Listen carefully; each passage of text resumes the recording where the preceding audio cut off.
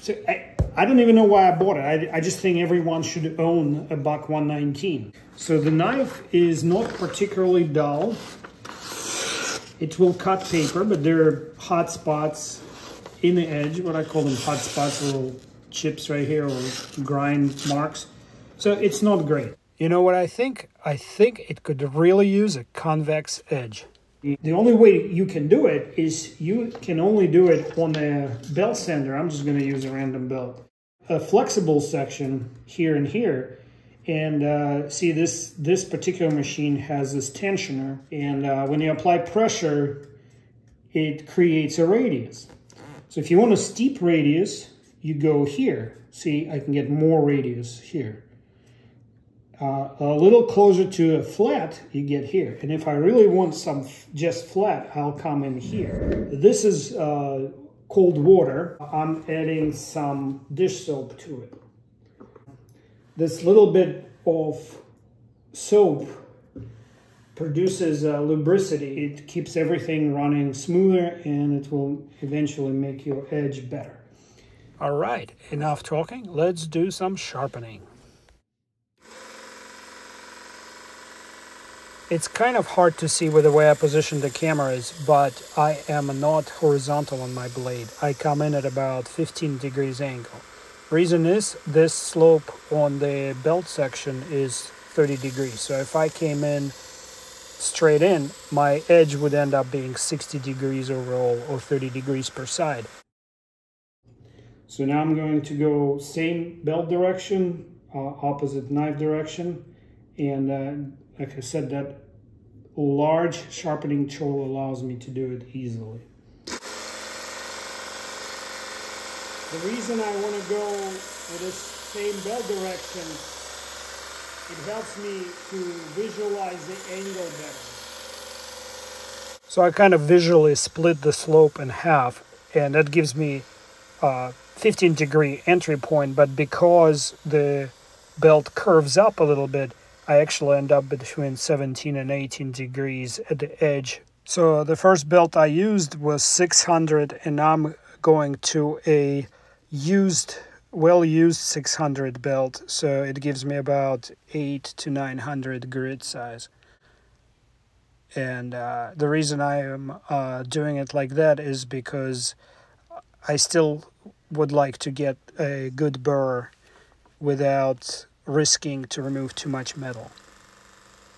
And the next belt switch will be to 800, and the last one I usually do, I took a very well used 800 belt without any grit left on it, and I loaded it with black polishing compound, and it's my stropping belt. I do not use a stropping leather belt on a belt sander.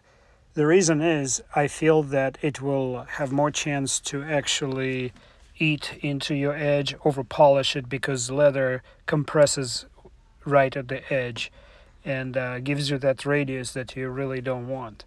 So what I do is I run it on that very slick, so to speak, loaded belt. You will see in a minute here, but I do not recommend using leather belts to anybody.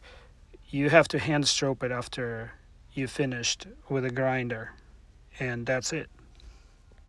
Burr is important. If you're planning to cut like hairs on a fleece, like I said, burr is here. I'm flipping it burr down and going forward, away from the edge. So here's the Amazon Bowie belt sander. I got it for about $60 or $70, plus I bought some additional belts.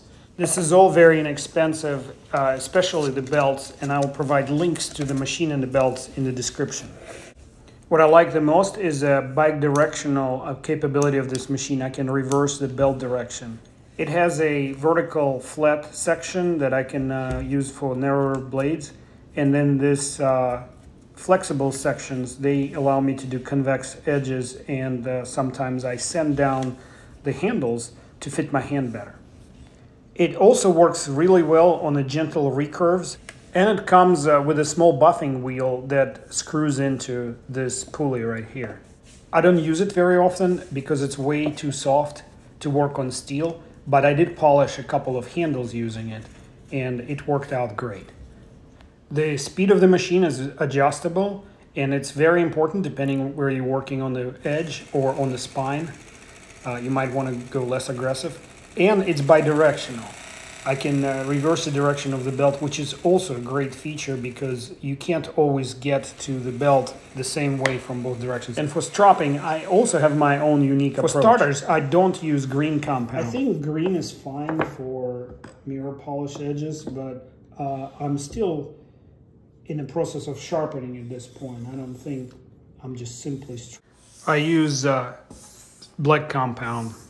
This is something I made myself, this little strap out of old trouser belt and a piece of plywood. I used to count how many strokes because of some of the videos I watched, and I found that approach absolutely useless. And the reason it's useless is because if you're counting on your counting, you should be in the accounting, not in the knife sharpening. Yeah, pick accounting as your hobby. I'm sure you'd make it's more lucrative than buying knives and sharpening. Sparkle. Let me try this camera here too. Yeah.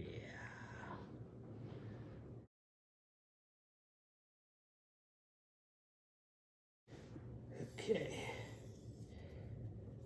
This is zen, like this, doing working knife like that.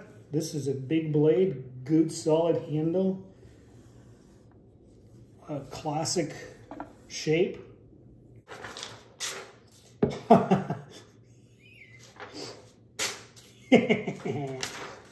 right, I'm doing it. It's a zen activity, although my talking disrupting me a little bit, so we'll see how it goes. 420 is supposed to be easy to get sharp.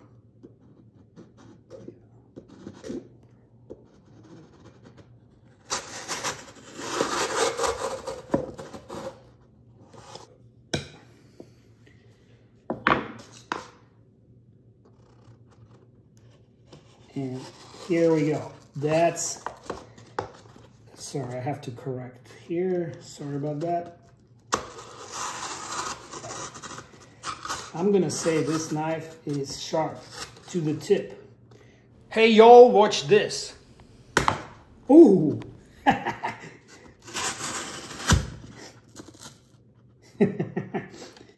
Well, in the words of Doug Marcaida, it will cut. And it's an American icon. Links are in the description. Like, share, and subscribe.